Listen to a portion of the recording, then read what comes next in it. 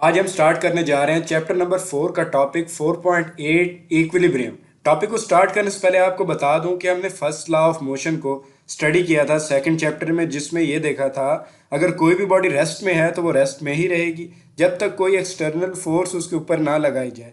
और इसी तरह अगर कोई भी बॉडी यूनिफॉर्म स्पीड से मूव कर रही है तो वो यूनिफॉर्मली मूव करती रहेगी जब तक उस पर कोई एक्सटर्नल फोर्स एक्ट ना कर रही हो।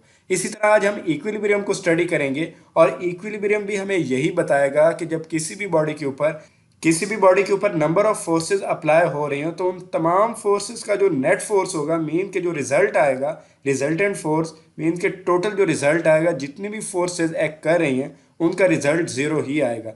इक्विलिब्रियम की स्टेटमेंट भी यही है कि body is said to be at rest if no net force act on it. This means that कि अगर किसी भी बॉडी के ऊपर नंबर ऑफ फोर्सेस एक्ट कर रही हैं तो ओवरऑल जो रिजल्ट है वो जीरो ही रहना चाहिए। जैसा कि यहाँ साइड पर आपको एक वुडन ब्लॉक नजर आ रहा है, इसका वेट डाउनवर्ड एक्ट कर रहा है और फोर्सेस अपवर्ड एक्ट कर रही हैं। असल में जिस स्ट्रिंग के साथ इन्हें बांधा गया है उनके अंदर टेंशन भी वैसे ही इंक्रीज हो रही है जैसे वेट इंक्रीज होगा, लेकिन जितना वेट है उतना ही टेंशन इन स्ट्रिंग के अंदर होगा। मीन्स कि रस्सी के अंदर खिंचाव उतना ही होगा जितना वेट होगा। अब जितना बॉडी का वेट डाउनवर्ड एक्ट कर रहा है उतनी ही फोर्सेस अपवर्ड एक्ट कर रही हैं। यही वजह है कि ये बॉडी इस वक्त इक्विलिब्रियम में है। यहाँ पर कुछ और एग्जांपल्स हैं इक्विलिब्रियम की, जिसमें नंबर 1 है a car is moving with uniform velocity on levelled road. This means that कि एक प्लेन रोड है जिसके अंदर पिट्स एंड बम्प्स नहीं है और वो प्लेन रोड के ऊपर यूनिफॉर्मली मूव कर रही है। जैसे कि हमने Newton first law of motion में स्टडी किया था कि अगर कोई बॉडी यूनिफॉर्म स्पीड से मूव कर रही है तो वो यूनिफॉर्म स्पीड से मूव करती रहेगी, कोई एक्सटर्नल फोर्स अप्लाई ना करें तो। इसी तरह इक्विलिब्रियम में भी कोई बॉडी रहेगी अगर वो यूनिफॉर्म वेलोसिटी से मूव कर रही है। सेकंड एग्जांपल है an aeroplane flying in the air with uniform velocity. अगर एरोप्लेन की मोशन को भी देखा जाए तो उसकी मोशन भी यूनिफॉर्मली होती है।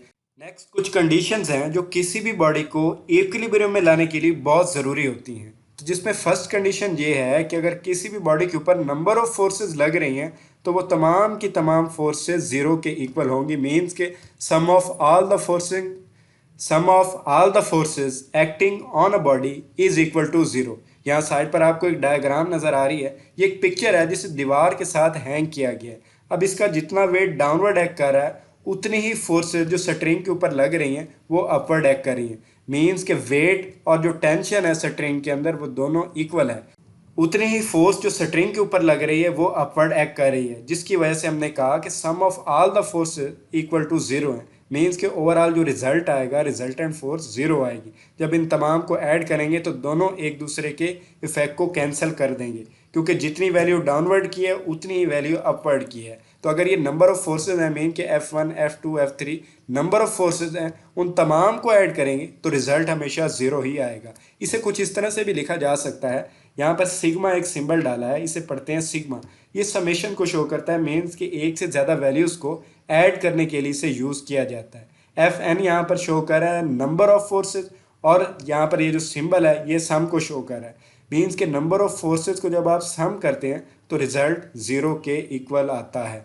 अब ये जो फोर्सेज हैं इनके कंपोनेंट्स भी होते हैं। मीन्स के कोई फोर्स एक्स एक्सिस के अलॉन्ग लग रही है और कुछ फोर्सेज वाई एक्सिस के अलॉन्ग लग रही हैं। अब अगर एक्स एक्सिस के अलॉन्ग फोर्स अप्लाई हो रही है, नंबर ऑफ फोर्सेज हैं अलॉन्ग एक्स एक्सिस अप्लाई हो रही हैं, उनका जो रिजल्ट आएगा अलॉन्ग एक्स एक्सिस वो भी ज़ीरो होगा। और उनको अगर समेशन की फॉर्म में, सिग्मा की फॉर्म में लिखें तो सिग्मा यहाँ पर समेशन मीन्स के अलॉन्ग एक्स एक्सिस तमाम फोर्सेस को ऐड करें, और एफ एक्स मीन्स के फोर्स अलॉन्ग एक्स एक्सिस है। इन तमाम फोर्सेस को जब ऐड करेंगे जो कि अलॉन्ग एक्स एक्सिस हैं, रिजल्ट ज़ीरो आएगा। इसी तरह अगर अलॉन्ग वाई एक्सिस ले रहे हैं तो उन तमाम फोर्सेस को जो अलॉन्ग वाई एक्सिस लग रही हैं उनका सम लेंगे तो रिजल्ट ज़ीरो आएगा। तो इस तरह ये दोनों कंपोनेंट्स में जो हमारे पास वैल्यू होंगी, अलॉन्ग एक्स कंपोनेंट और अलॉन्ग वाई कंपोनेंट, ये दोनों वैल्यू ज़ीरो होंगी। और जब ज़ीरो होंगी तब हमारे पास ओवरऑल जो इफेक्ट आएगा फोर्स का वो ज़ीरो को इक्वल होगा। और जब ये ज़ीरो आएगा तब हम कहेंगे कि body first condition of equilibrium को सेटिस्फाई करती है। यहाँ पर एक और एग्जांपल है कि अगर आपने किसी भी बॉडी के ऊपर फोर्स लगाई है, एक्शन हुआ है, तो वहाँ पर रिएक्शन भी ज़रूर होगा। एक्शन और रिएक्शन अगर सर्कुलर बॉडी में है तो वो बॉडी टर्न करेगी और टर्निंग की वजह से वहाँ पर टॉर्क प्रोड्यूस होगा।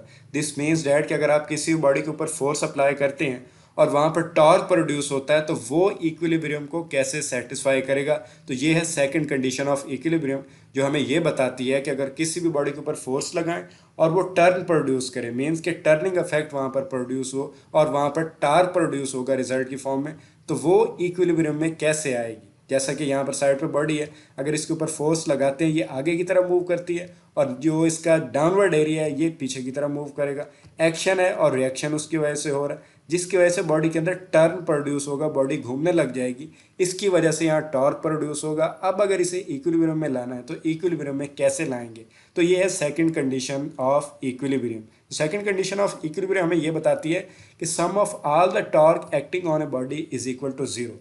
मीन्स कि अगर इस बॉडी को इक्विलिब्रियम में लाना है तो इसके ऊपर जितना भी टॉर्क एक्ट हो रहा होगा उन सब का अगर सम लेंगे तो आंसर जीरो आएगा।